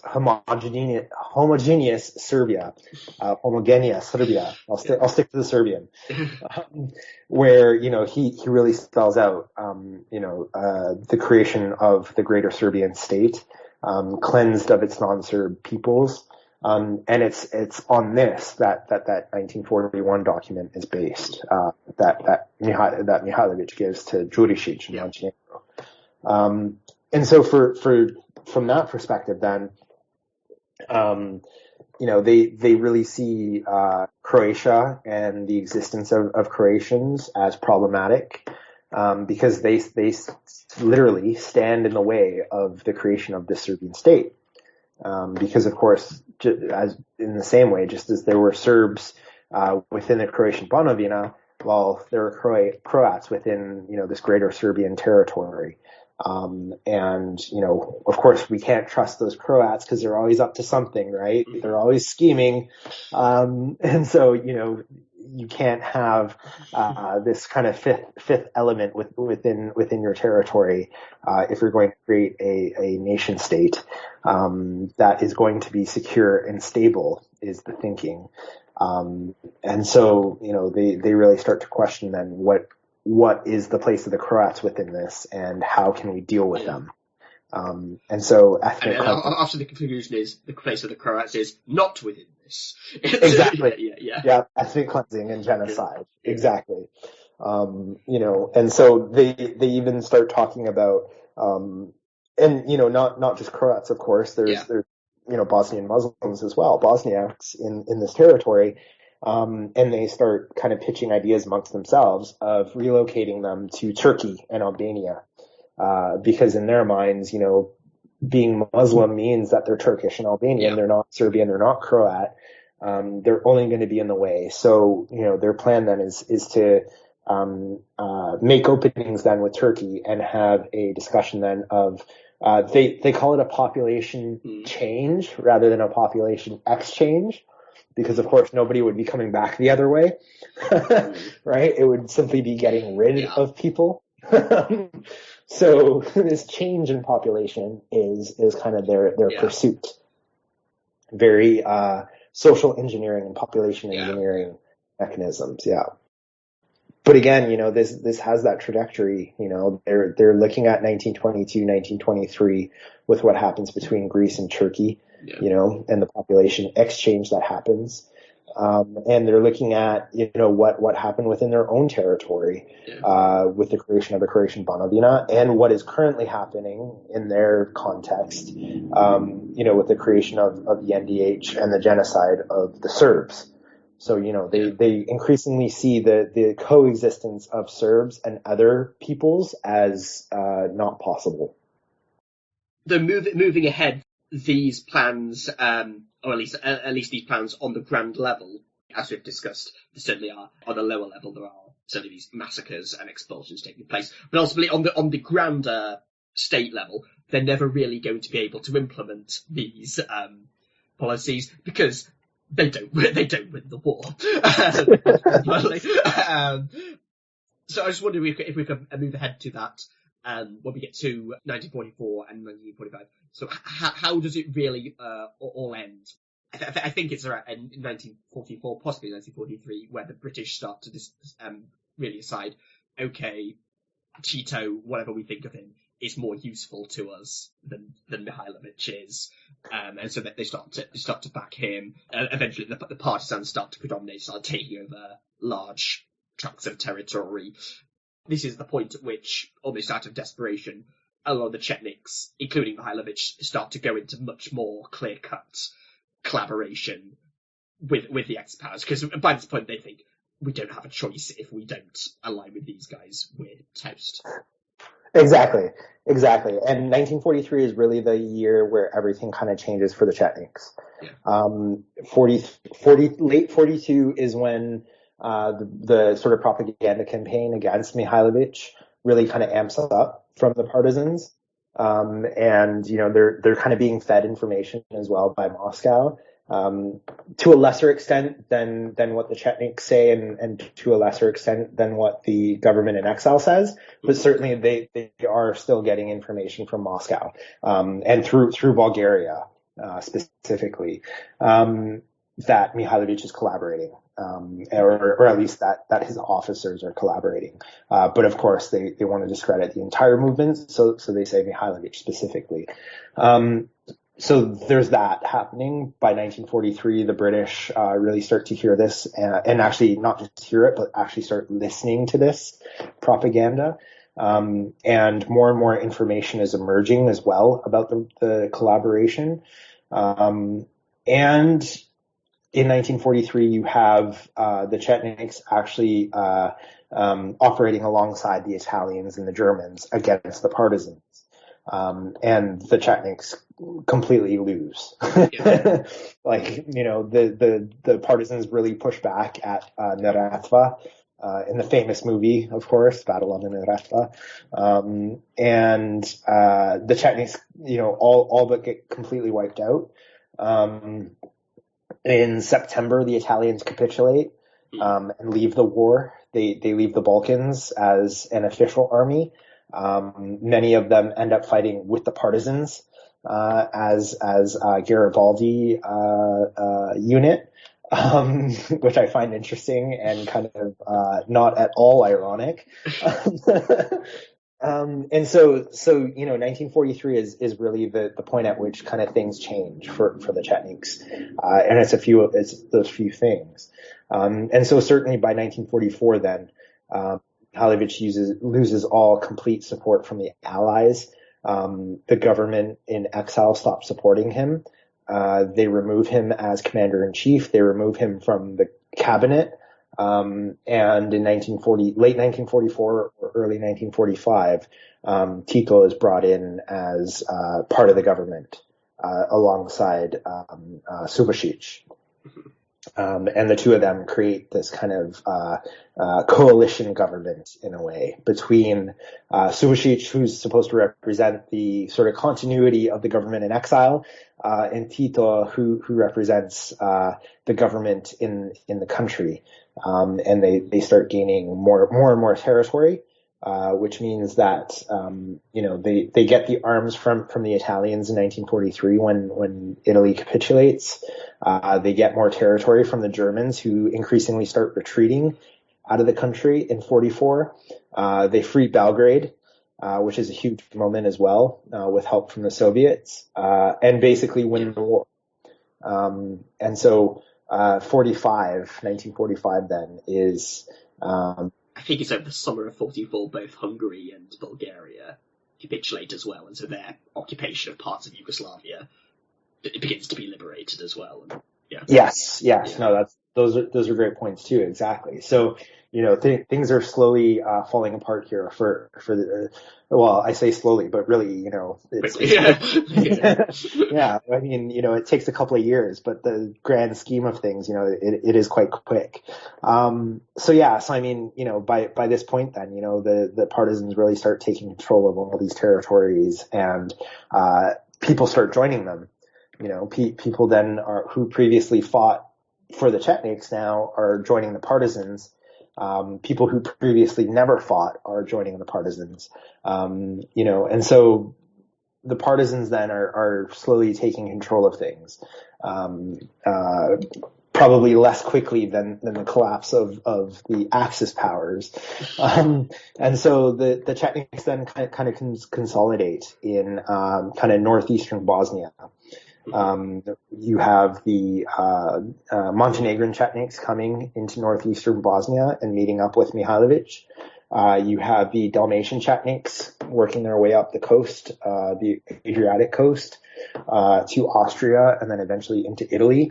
and they surrender to the Allies, and they're put into camps, POW camps. But then the Montenegrin Chetniks then meet up with Mihailovic's group in northeastern Bosnia, and they're trying to work out what to do. And so Mihailovic wants to return to Serbia and kind of consolidate control, because that was always their kind of stronghold, Serbia. Montenegro is lost by this point. So for all the power and control that the Montenegrin Chetniks had, they've lost it once Italy capitulates. And so Mihailovic wants to go back to Serbia, which is kind of like the Chetnik homeland. Pavle Đurišić wants to exit through to Slovenia and join the Dalmatian Chetniks, as well as Dimitrija Ljotić's Zbor and Nedic's troops, and some of the NDH, the Ustaša that are there. All coming together at the end. Exactly. Yes, all our best friends, all in one happy location. And so the Chetniks then in northeastern Bosnia then are divided over what to do. And they split and literally split off. So you have Đurišić leading this one group of refugees, of Chetniks, of soldiers, of officers, and Dragiša Vasić, from the Interwar Serbian Cultural Club, joins them. So, the one guy that many people have pointed out was Mihailovic's right-hand man in terms of politics, goes and joins Pavle Đurišić on this march westwards to Slovenia. And the circumstances of Đurišić's downfall are kind of murky. We don't exactly know what happened. There's one story that other Montenegrin nationalists betrayed him and sold him out to the Ustaša, in which case then they were all completely wiped out. Another story or another theory is that they were captured and sent to Jasenovac and either killed along the way or killed at Jasenovac. But regardless, the Montenegrin Chetniks are basically killed. And nobody really gets out alive. Now, from Mihailovic's perspective, what he does is he tries to mount a return to Serbia, and the whole time the partisans are kind of feeding him false information. They're saying, you know what, they capture a radio that was one of Mihailovic's men had. And start using the signals and the messages and stuff, and saying, you know what, they're posing as a Chetnik and saying, you know what, we're ready for an uprising here in Serbia. You need to come into Serbia because we're going to stage an uprising, and we're ready to do this. I have the people mobilized, and all we need now is our leader. And so he kind of buys into this a little bit, and tries to return to Serbia. And the partisans capture him alive. Is he just out of hope because he's got nothing else to do, for want of a... Exactly. He's surrounded. Yeah. He has the Germans who are retreating to his north and to his west. He has the Ustaša to his west and south, and he has the partisans on the other side of the Drina River. Yeah. So he's really surrounded, and has no hope. Yeah. And as you said too, just prior to this, he's openly collaborating with the Germans, against the partisans, and trying to kind of make his way out, in some way out of this pocket, not necessarily out of the country. And so, once he starts receiving these messages, he sees an opportunity and, eventually, falls into the trap that the partisans have set. And, depending on the source, the communist sources say they found him, covered in dirt and mud and, lice ridden, in a hole somewhere. Very similar to the Gaddafi capture in that. Yes, exactly. Yes. And Hussein, wasn't it? Who had Saddam Hussein, yeah.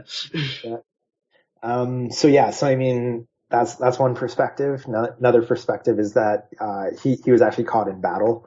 Another one is that he literally turned around and they were behind him at gunpoint. and he just gave up right then and there. So, depending on which historiography you want to believe, any one of those happened. It's a Schrodinger's capture, right? They all happened, and yet none of them happened at the same time. So Mihailovich and several other Chechen leaders are captured by the partisans, are put on trial, and I believe most of the leaders are ultimately convicted of treason and executed. What about we obviously go with Djuricic, was killed off in one way or another. What happens to those of who have managed to avoid capture? Oh, well, there might not be any, I guess, but do they get brought down the rat lines? For us, like famously, a lot of Axis war criminals are moved either to Franco Spain, or more prominently, eventually onto South America, to Argentina and Brazil, where somewhat sympathetic regimes will hide them there. I believe they both. I think that Ante Pavlich eventually ends up somewhere in South America. Does that happen for? Yeah. Does something equivalent happen for a lot of Chechens, or do some continue to hold out for a while, refusing to acknowledge defeat? Yeah, what happens? So both things really. Yeah. So you have people like Dobroslav Jevđević from the kind of Herzegovina. He goes and he makes his way up the coast. And actually ends up dying in Rome in the 1970s. And, he kind of represented or still in some ways represents a kind of, diasporic, Chetnik, population in Europe, in a lot of ways. But then you have, Momcilo Đujić, who made his way through Italy, and then settled in England for a while. And then here in Canada, he lived for a while. And then eventually made his way to Chicago, and eventually settled in San Diego, where he died in the 1990s, of, old age. I think he was like 98 or 99 years old or something when he died. And my grandfather was actually quite proud that he had outlived Momcilo Đujić. That was kind of like his, kind of self-congratulatory, kind of moment of pride there. As sad as he was, there was a little bit of that as well. So I mean, a lot of them make it out. For as many as got killed, many of them make it out. My grandfather amongst them, obviously, because otherwise I wouldn't be here. Chances are, anyway. Although my mom was alive during the Second World War, so there is that aspect, I suppose. But you're right, though. There is a very small number who stay in the country, and they hold out resistance until as late as 1956. I've seen reports. So 11 years after the war, you still have Chetniks in the country fighting. But ultimately, they really don't come of anything. Even in the diaspora, they end up writing kind of pamphlets and articles and making newspapers and things. And so, they make it, the kind of big pockets are kind of England, Toronto, and Chicago really become the kind of pockets in North America. But then you also have Sydney in Australia as well. But then, there are some other places too, South Africa, South America as well. But less so, I think. Buenos Aires, I think, is one of the South American hot spots, if I'm not mistaken. No, go ahead. The interesting thing I find is a lot of these places, not necessarily exactly the same cities, but you mentioned Sydney, I think Melbourne in particular, Melbourne becomes a hotspot for Ustasha exiles as well, and often they are one city over, praise for the Chetnik diaspora centre is a Ustasha diaspora centre. Exactly. Yeah. Yep. And they really don't. Neither group really kind of amounts to anything for all their bluster and rhetoric. And they end up fighting again, just like the wartime context. They end up fighting each other more than they fight the communist regime. And, it sort of shows up in the sort of soccer matches, where their supporters kind of end up fighting each other on the pitch or whatever. Yeah. So, at least from the Chetnik perspective, for as loud as they tried to be, they never really mustered anything throughout the Cold War. Whereas, in some ways you have to kind of give credit to the Ustasha diaspora in that regard, where, they actually tried to mount a few different kind of resistances, and, even undertook terrorist activities like hijacking airplanes, and things like that in the 1970s. So they were kind of more, or less all talk than what the Chetniks were. I kind of describe it in one of my chapters as angry impotence on the part of the Chetniks. They're kind of shouting and loud, but they don't really do anything about it. Just on that topic of mounted or anything, that sort of leads on to my final question. Because obviously, after the war, both the Chetnik and the Ustasha traditions and narratives of the war are very much toxified and crushed in Tito's Yugoslavia. For both the narrative, no, they were fascist, genocidal traitors. It's good that we beat them. We're best rid of them. We don't want anything to do with them.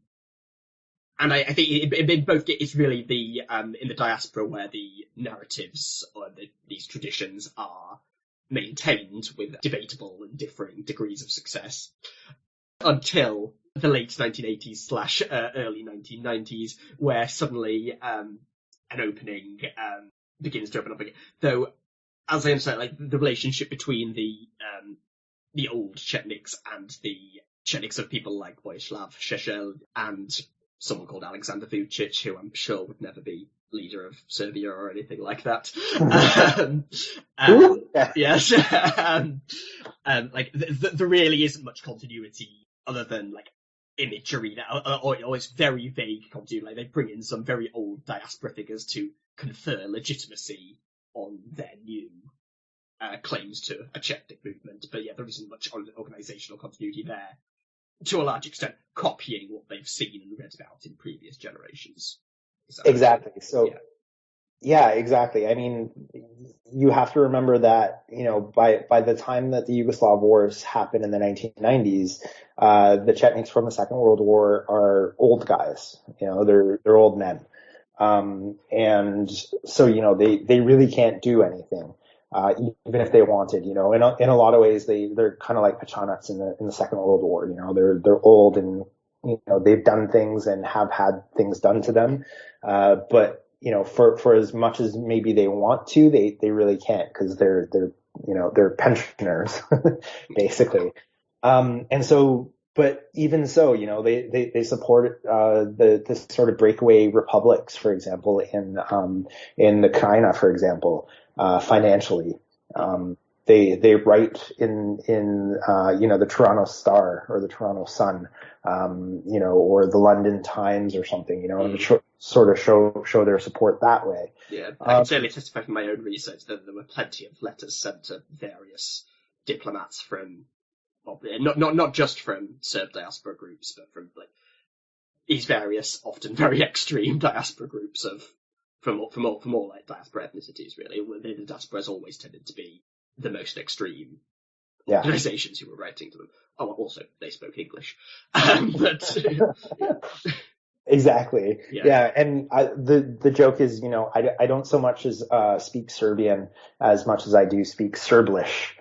It's kind of a mixture of Serbian and English. Yeah. So, it's that kind of cultural continuity as well in a lot of ways, or discontinuity even. And so, these older Chetniks kind of show support in various ways, in the ways that they can. And for someone like Momcilo Đujić, he was quite well off, financially. He had a lot of social clout. He gave speeches in places like Hamilton, Ontario, or even Niagara Falls, Ontario. Alquippa, Pennsylvania.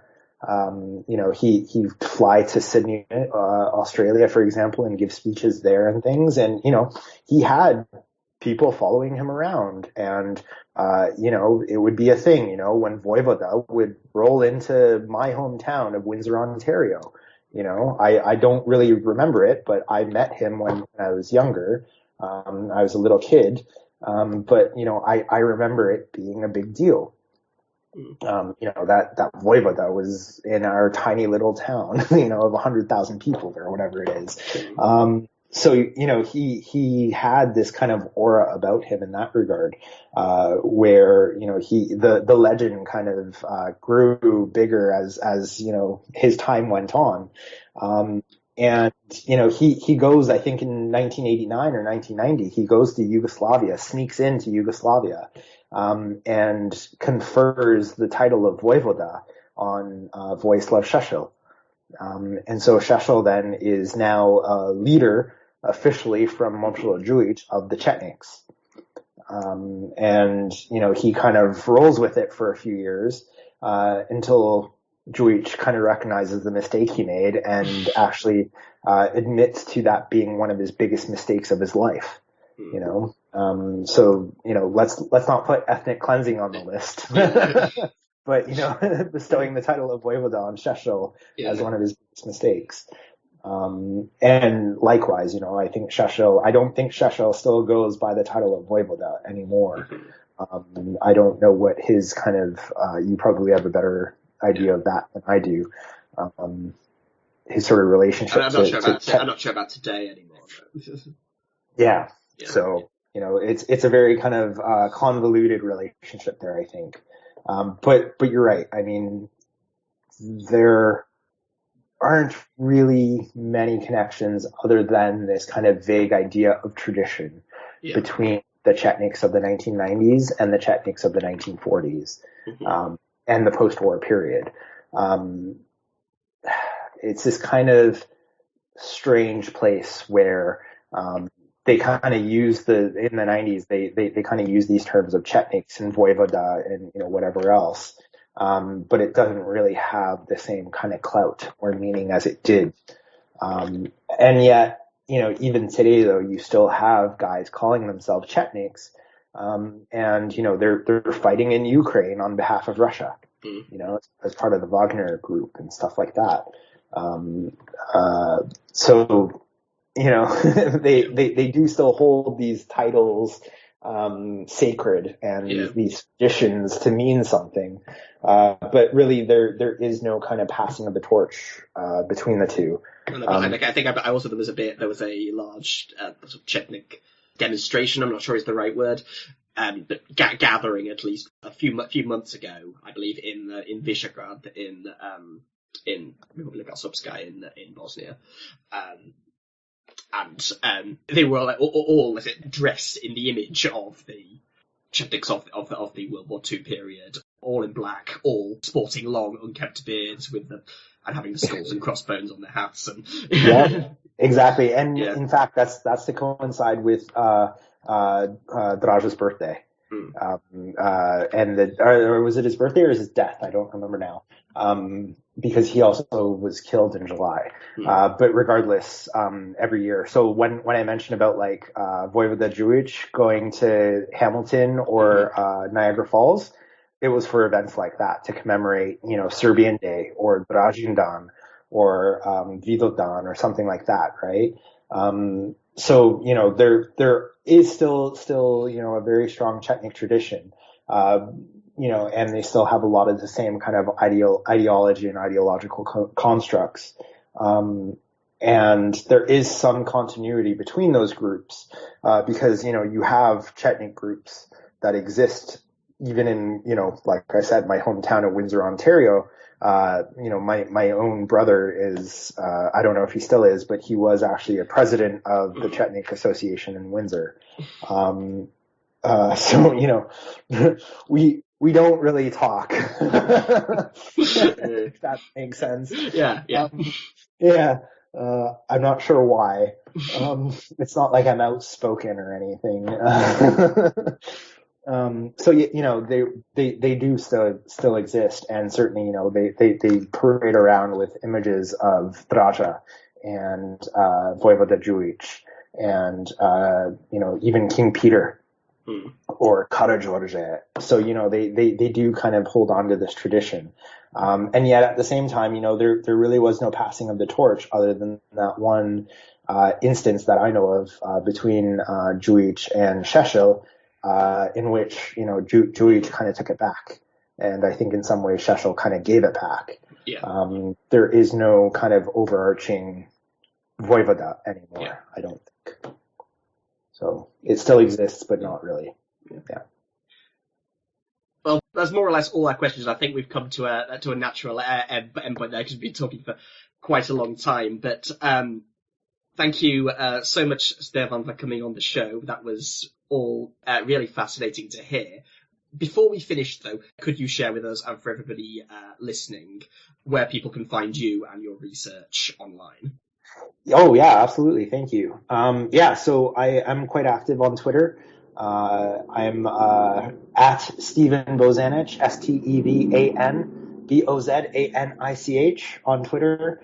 I have an academia page, academia.com, or is it? Or academia.edu? Yeah, .edu. /Stefan Bozanich or Stephen Bozanich. Same spelling. I'm sure Alex will have my name. I'll put them in the description.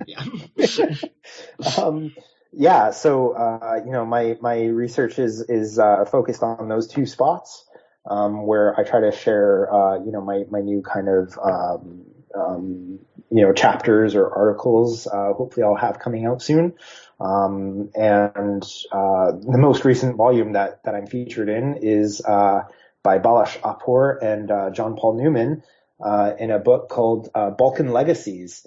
And you can find a little bit of the history of the Chetniks connecting the kind of Second World War traditions to the Yugoslav wars of the 1990s. Thank you for that plug. I appreciate that. Thank you for coming on the show. Oh, thank you, Alex. I appreciate it. Big fan. So I hope you enjoyed that. I was certainly very interested to hear about Stefan's research and about the impact and the legacy of the Chetniks. So once again, thanks so much to him for coming on the show, and as mentioned, I have included links to his online presence and some of his recent work in the episode description. Before I leave you, I'd like to mention two things. Firstly, I'd like to say thank you to some donors who've signed up on Patreon in the past few months. So thank you to Tomasz, to David, to Hugh, to Marco, to Dre, to Martin, and to whoever goes by the username Death Pigeon. Thank you so much for your support. As always, I'm hugely flattered by it. And secondly, final reminder that episode 50 will be my Ask Me Anything episode, so if you want to get your questions in, please do so ASAP, either by commenting on the website, or by emailing me, contacting me on Twitter, or sending me a message on Patreon. Ask anything you like, and next time you hear my voice, I'll have some answers for you.